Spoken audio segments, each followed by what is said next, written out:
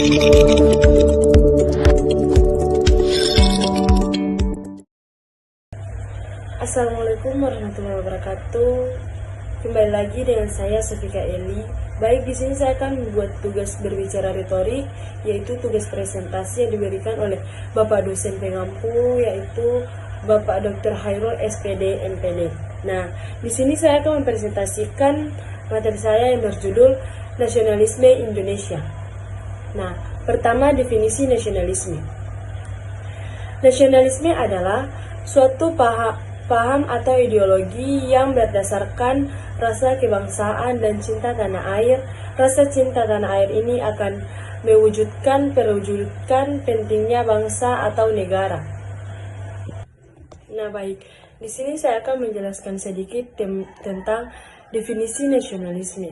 Nasionalisme adalah suatu paham, sikap, dan rasa cinta terhadap bangsa dan negara yang diwujudkan melalui kesadaran untuk menjaga persatuan, menghargai budaya, membela kedaulatan, serta berkontribusi demi kemajuan bersama.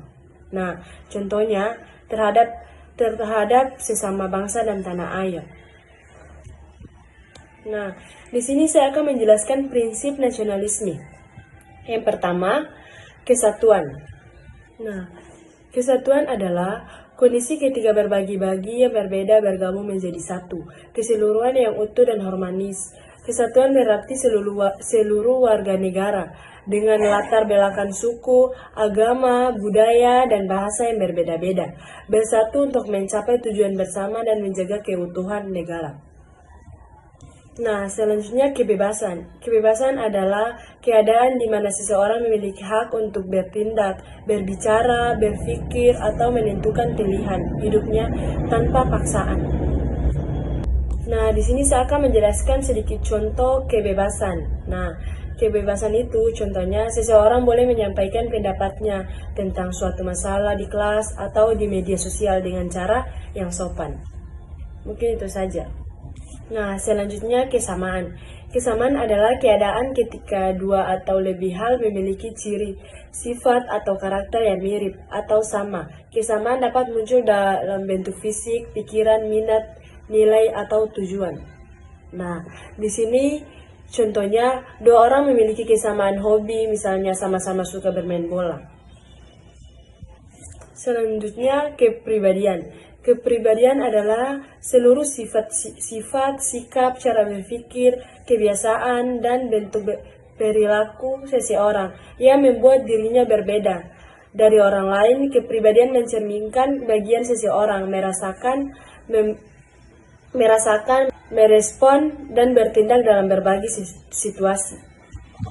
Nah, contohnya kepribadian ini, contohnya senang berbicara dan aktif dalam kegiatan kelompok. Nah, itu kepribadian seseorang itu. Selanjutnya prestasi. Prestasi adalah hasil atau pencapaian yang diperoleh seseorang setelah melakukan usaha, kerja keras, atau menunjukkan kemampuan dalam suatu bidang. Prestasi bisa berupa keberhasilan akademik, olahraga, seni, maupun keterampilan lainnya. Contohnya,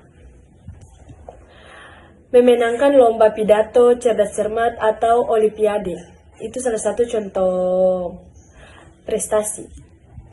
Nah, lanjut di slide keempat, organisasi pergerakan nasionalisme.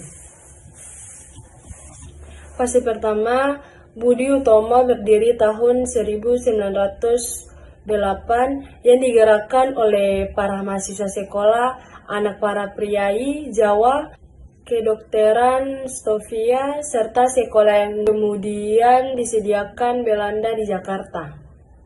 Nah, saya akan menjelaskan sedikit fase pertama. Nah, fase pertama ini, pergerakan nasionalisme di Indonesia masih bersifat berdiri sendiri, bersifat kedaerahan, dan lebih menegakkan pada pendidikan, sosial dan budaya daripada politik. Fase ini menjadi dasar terbentuknya semangat kebangsaan. Fase kedua terjadi di tahun 1928, yaitu 20 tahun setelah proses kebangkitan nasional terjadi pada fase ini organisasi sudah terkotak-kotak di beberapa daerah. Nah, pergerakan nasionalisme Indonesia mulai bersifat lebih politik, tegas, dan radikal. Perjuangan tidak lagi hanya berupa pendidikan dan sosial, tetapi mulai menuntut kemerdekaan secara jelas. Organisasi pada fase ini lebih modern, nasional, serta berani menegakkan penjajahan.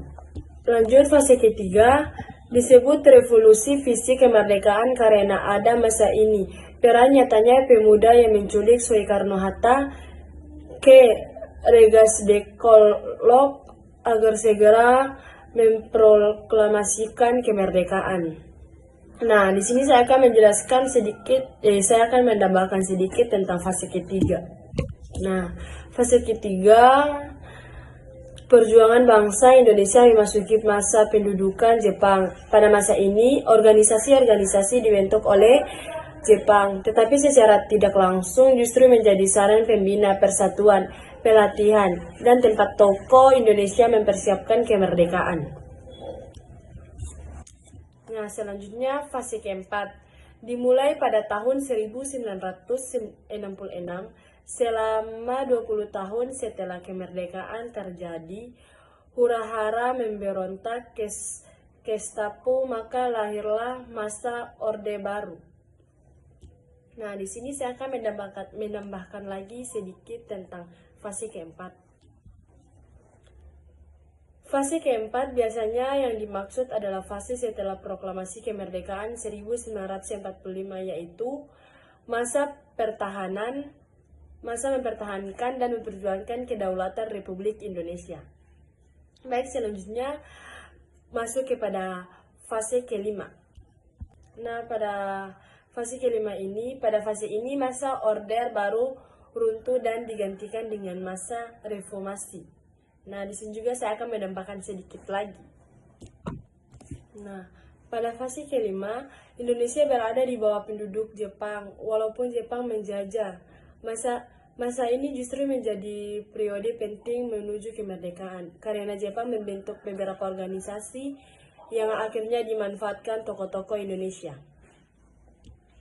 Nah, lanjut yang terakhir, makna nasionalisme saat ini. Gempuran era globalisasi saat ini di mana informasi dan budaya asing mudah diakses. Nasionalisme membantu kita mempertahankan kebudayaan dan tradisi sebagai identitas dan nilai-nilai lokal. Nasionalisme di era globalisasi saat ini penting untuk mendorong keinginan untuk membuat negara kita maju. Nah, di sini saya akan menambahkan sedikit yang berkaitan dengan makna nasionalisme saat ini.